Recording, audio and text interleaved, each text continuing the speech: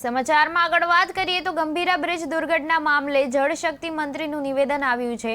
CR પાટીલે વડોદરામાં નિવેદન આપ્યું છે અને રોજગાર ભરતી મેળામાં નિવેદન આપ્યું છે કે બ્રિજ દુર્ઘટનામાં સરકારે કરી છે કડક કાર્યવાહી। પાટીલે આ બધું જ નિવેદન આપ્યું છે જેવું ગુમાવવા પડે તેવી ઘટના ચલાવી ના લેવાય અને બેદરકારી દાખવનાર અધિકારીઓ સામે કડક કાર્યવાહી કરવામાં આવશે। આ બધું જ પાટીલે નિવેદન આપ્યું છે।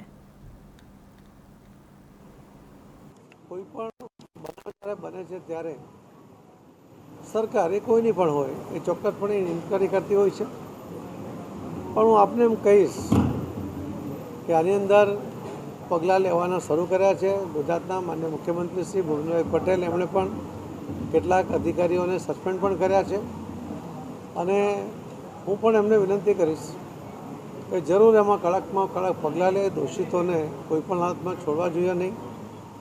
નિર્દોષ લોકો જે રીતે એમણે આજે જાન ગુમાવી છે એમને એમના ફેમિલી પ્રત્યે એમને દિલસોજી છે, પણ સાથે સાથે આવા કોઈ જવાબદાર વ્યક્તિને ન છોડાય એના માટેના તમામ પગલાં ભરવા માટે હું પણ આગ્રહ કરીશ એવું આપને ખાતરી આપું છું। દુર્ઘટનાઓ અને અકસ્માતોની પરંપરા સર્જાય છે,